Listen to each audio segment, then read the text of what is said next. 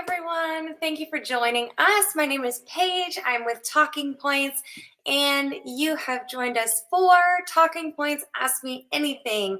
We are live every single Thursday at 4:30 Central, 5:30 Eastern on Facebook and YouTube, and you can watch any of our previous sessions on our Facebook or our YouTube. So we talk about everything in family engagement, from how it affects attendance to how it affects behavior, how to engage families, to your Talking Points account specifically, and we'll answer those questions that you have.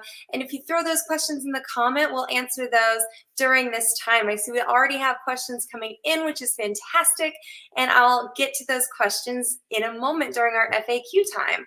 So this week, I'm excited to talk about, in family engagement, the responsibility of family engagement, how it is not a siloed responsibility to one or two staff members. It is not something that only is the responsibility of one person, of one teacher, but it is a responsibility that everyone in the school building shares. When we talk about teaching a child, we talk about teaching that whole child, and we talk about being a team, and we talk about when we talk about helping that child, we talk about interventions, we bring a whole team together, and family engagement is exactly the same. It's just like that. It is a strategy that involves everyone. In fact, it's called family engagement because even the family are stakeholders in a child's education. So we're going to talk about how family engagement is not siloed. And so I'm going to share with you some things. I called it all in this together because, yes, I am a High School Musical kid.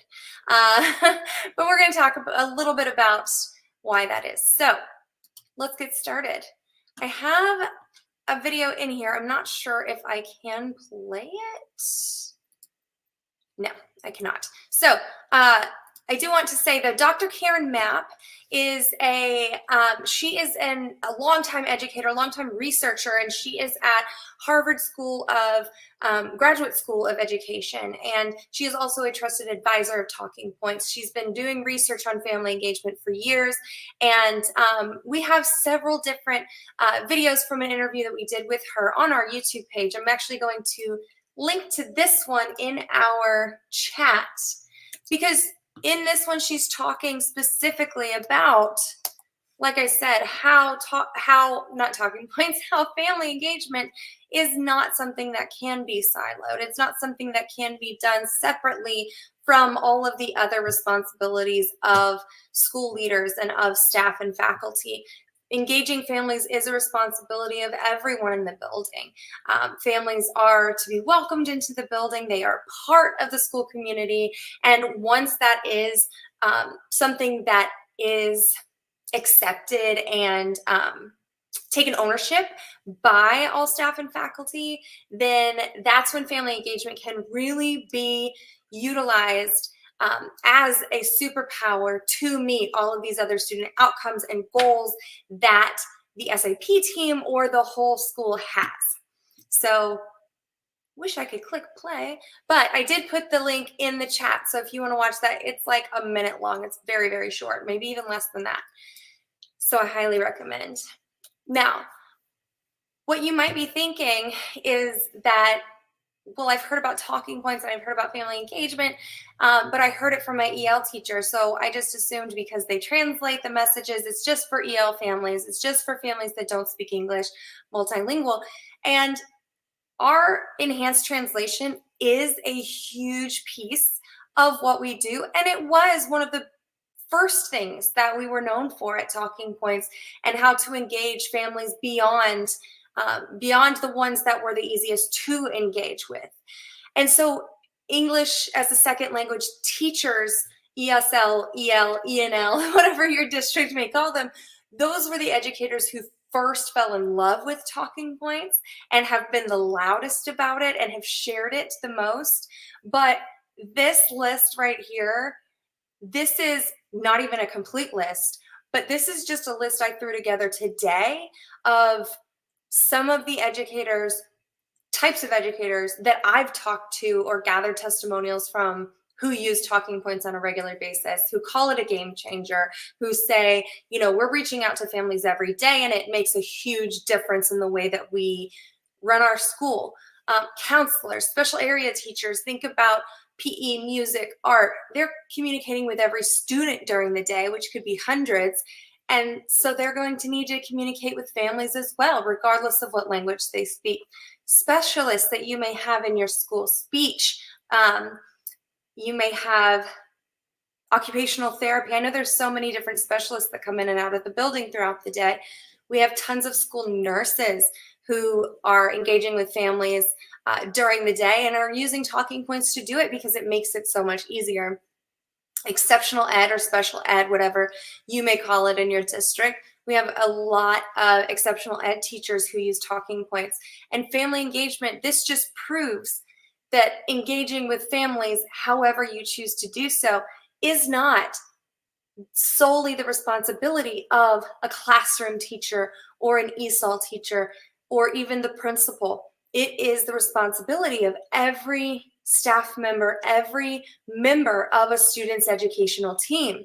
And when every member of that team shows that they care about the child, that they care about the family, and that they care about the outcomes at the end of the year and even at the end of the week, then families see, oh, it's not just going to school and filling out papers. It's not just doing homework. This is a place that cares about my child. Every room they go into, there's a grown-up who loves them and will tell me what's going on. It really builds a community that supports the child.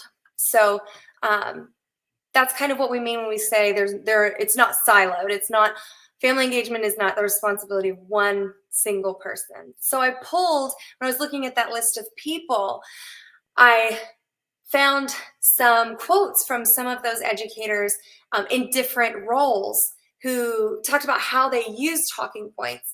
And we're very familiar with how classroom teachers use it, like Chris Nessie, who's a high school teacher in New Jersey. And he talks about how, I love the way he worded this. He said, it was as if a door had been opened. I had parents asking about homework, discussing their child's progress, and even sharing personal triumphs. One mother told me that she felt like she was a part of the school for the first time because she finally understood what was happening. I hear stories all the time about families who feel like it's the first time they're connecting or the first time they're being spoken to in an understanding way. And really, we want that to be the experience from day one.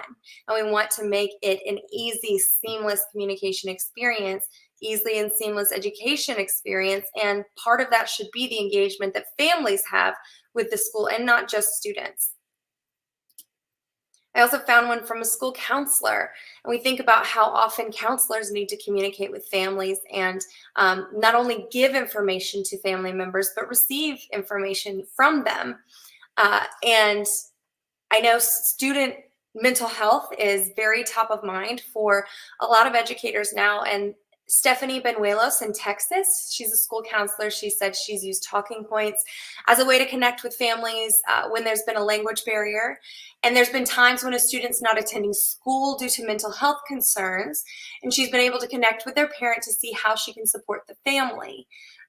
And that's a huge deal. And sometimes families might not feel comfortable disclosing that sort of information to a classroom teacher, but to a licensed counselor or the school counselor or whomever, that might feel more comfortable. And having that connection with that person is huge. And that relationship. Here's a school nurse in Minnesota, Jane Mazurs. She said she's a school licensed nurse, and she uses talking points to reach out to families when she's had concerns over a student's health. A parent responded, and we coordinated care that the child needed during the school day. So getting that sort of information worked out while everybody's at work and at school, super easy. And that's important information, getting it done quickly. Huge. And I'm sure the school nurse is communicating with a million different families at once. Even bus drivers. We even have bus drivers communicating. I know when I was teaching, it was kind of nerve-wracking putting all the students, different grade levels and everything on that bus at the end of the day or waiting for them to arrive in the morning. That's where a lot of undesired behaviors may take place because there's just less, there is less supervision on buses. I know that with staff shortages, it's a place where you really want to know what's going on, but you don't necessarily have that oversight. Well, with bus drivers having accounts set up, like Crystal Church, who's a bus driver in North Carolina, she said that her school set up an account for each bus driver, and it made it useful to communicate with parents when there was misbehavior on the bus. And that immediately gets sent to, so that when students get off the bus and get home or even to school, I'm sure parents are aware of what's going on and they can speak to their child. Or when they get to school, educators can take care of the issue, they can face it, and they can talk to the students. So every educator, every adult involved can have an account and be communicating. And then here's one from Ohio, an EL coordinator, Bonnie Arguelles. I hope I'm not saying that wrong. As a teacher, leader, and coordinator of our EL program and district parent engagement, she's wearing lots of hats. I know that communication is key. Talking Points has given me a way to, 1, welcome our families in a way that shows we care and respect their language, and 2, continue to stay in contact with them when no one else in the area speaks their language. Parents want to know how their children are doing, adjusting, and Talking Points allows me to do this. So hearing those quotes, I'm just thinking there's so many different ways that each educator needs to and wants to be involved with families, and vice versa. Those families all want to be involved in their children's education, and with such an easy tool as Talking Points, they can do that. They can reach out to the bus driver, they can reach out to their classroom teacher, their school counselor, and they can say what they need to say in an easy way, in the language they prefer, and there's an entire team ready to support that student to get from A to B, from kindergarten to 12th grade. And it's such an amazing thing to watch happen. I think that was the last. Oh, I had one more. A librarian. We have tons of school librarians using Talking Points, communicating about missing books. I know several schools will have students come in and do lessons with the librarian, not just with their teacher. And they can send pictures to families of what they've done in the library as well. That's a great way to build relationships with families. That's the last one. All right. And obviously there are tons more. I know I shared a whole list of different types of roles for folks who use Talking Points, and you could probably tell me different ways you use it as well. But it is time to move into questions. Go ahead and drop them in the comments if you have one. I see that there is already one in the comments, so I'm going to jump on that question first. Khadija asked, why are we limited to writing only 600 words and no more? I'm going to make a correction and then I'll answer the question. So in messages and announcements on Talking Points, there's a limit to 600 characters. And there is a reason for that. Now, we started at 300 and we actually upped it to 600 because we knew that teachers did have more to say. However, we can't make it unlimited because we are using text messaging and not email. We're not using those long form messages, because when we send a text message, we send it through multiple different text carriers. And once it goes through a text carrier, we don't want that to get broken up. We don't want the translation to break. We don't want any of these problems to occur. So keeping it to a very specific length, a maximum, really helps make sure that that translation is going to go across. It makes sure that the message is going to stay succinct, and keeps your communication seamless. So that's kind of the logistics reason. And then another reason is because Talking Points has chosen to use text message over specifically email, phone call, these things, because data has shown that the majority of Americans have access to a cell phone and text message, whether it's a smartphone, flip phone, what have you, versus any other form of communication. And so like regardless of socioeconomic situation, they're going to have access to that. And so keeping our communication to text message, to those small short chunks, that day-to-day communication, those check-ins is what we're sticking to for our main form of communication for family engagement. In our school and district Admin Family Connect add-on, there is email access for administrators. So that is something that you can look into if your school is interested, and I can send you the link as well. Let me grab that link. So if that is something that you think your school could benefit from, there's a link to request a demo to see what those additional features are. But when we're talking about day-to-day family engagement, having those ongoing conversations, short chunks, getting to them immediately, and just finding out what's going on, answering those polls, announcements, text message is the way to go. And text messages aren't long, they're small chunks. So I hope that answers that question for you, Khadija. Thank you for asking. All right, I have some other questions. I see that some people are wanting to know about saving and printing conversations. So I'm going to share my screen.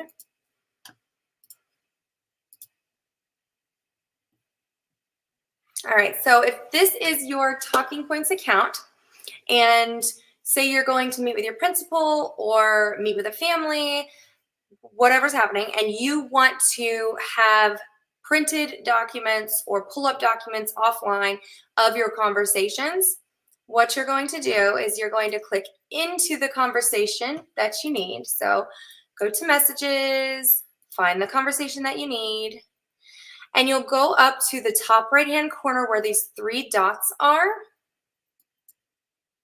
and you'll have a few different options. For printing and saving, click download conversation. You can download the whole thing, but if you've been using this for a long time and talking to this family for a long time, it's going to be a long conversation. So if you need just a chunk of it, you can choose the dates between which you want to save and select if you want it in their home language or all of it in English, and then download. It will download a PDF for you. You can decide where to save it. You can print it from there, and you have it for yourself.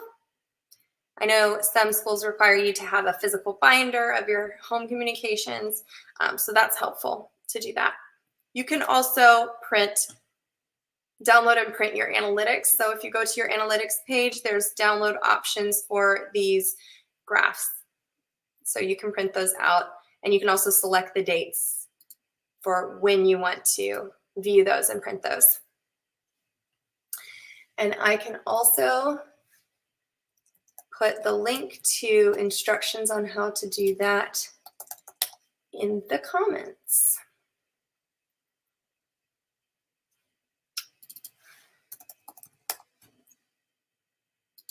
And make sure if you have questions, you put them in the comments in the chat so that I can answer them. Okay. Next question I'm seeing is about sharing your class with a co-teacher. That is a great question.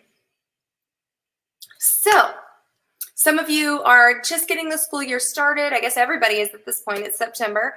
So, we do make it possible for educators to share their Talking Points classes with co-teachers. So that might be literally the co-teacher that is in your classroom all day. That might be an EL teacher or an exceptional educator who pulls kids out or comes in, whoever it is. And you can share the classes with them so that they can communicate with their caseload that's in your room. So here's what you do. Click on the class once again, go to the class that you want to share, find that class. You're going to click the three dots, And actually, I might be in an account right now where I cannot. Yes. Okay, so here are the two situations you might be in. So if you are using the free Talking Points for Teachers, where you downloaded it yourself, you got started, and you are not connected to your school in any way, then you will see this option, Share Group, and it will, excuse me, it'll just pull up who you want to share it with. You put in their name, their email address, and it will email them that you would like to share. Then what they would do is log into their Talking Points account or sign up for one, and they will see your class in their account. If you are like me right now, I'm in my account that's connected to my school. So my school signed me up, they paid for it, and we have all those extra bells and whistles. If you're like me, you will not be able to share it yourself. It's grayed out. So that is something that I will have to ask my administrator to do because they have the administrator rights. So they've set up the classes for me. Fantastic. I didn't have to do a thing. But if they've missed that I need to be connected to someone, what have you, then you'll need to go to them, send them an email, and have them share your classroom with your co-teacher. So that's how you do that. Great question. Any other questions you can throw into the comments. And while I wait, I will share this week's challenge. Let me remove this. So, since we are talking about how family engagement is not just one person's job, because even if you are a general education teacher and you are self-contained and you have all your 25 students in your classroom all day, you know that they go to PE every week. You know they go to art every week. You know that you have students who go to EL. You know you have students who are in exceptional education, and so on and so forth. So it is not only your job to be talking to families. It is everyone's job to be building relationships with families. A school is a community. And in order for students to be successful, families have to be involved in their school community. And in order for families to be involved in their school community, they must feel welcome. So my challenge for you is to share talking points with your colleagues.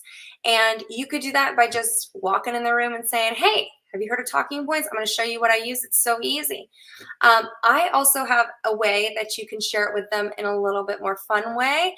If you go to talkingpts.org/share, I will personally send you a getting started kit that will help you share it with them. I'll send you some swag for you and your colleagues to have a little session where you teach them how to do it, get them set up.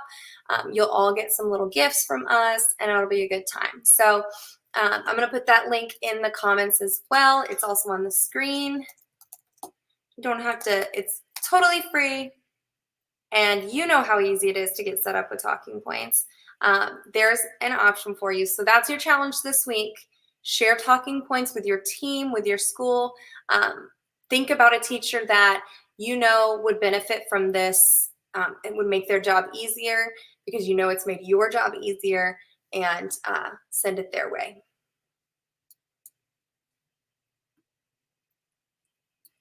All right, back to questions.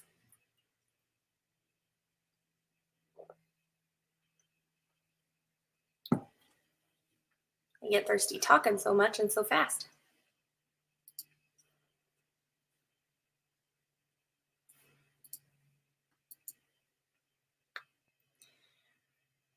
All right. If there are not any additional questions, we can end for the day. I appreciate you joining me. I'll be back every Thursday at 4:30 Central on Facebook and YouTube. And next week, we're going to be focusing on family engagement research and why it's important to know the research around talking points and around family engagement when you are working with families and your students. So next week, that's what I'm going to focus on is the research. So make sure you join me. And if you want to watch any of our former sessions, go on our Facebook page or our YouTube page and check those out. And I will see you next week. Bye, everybody.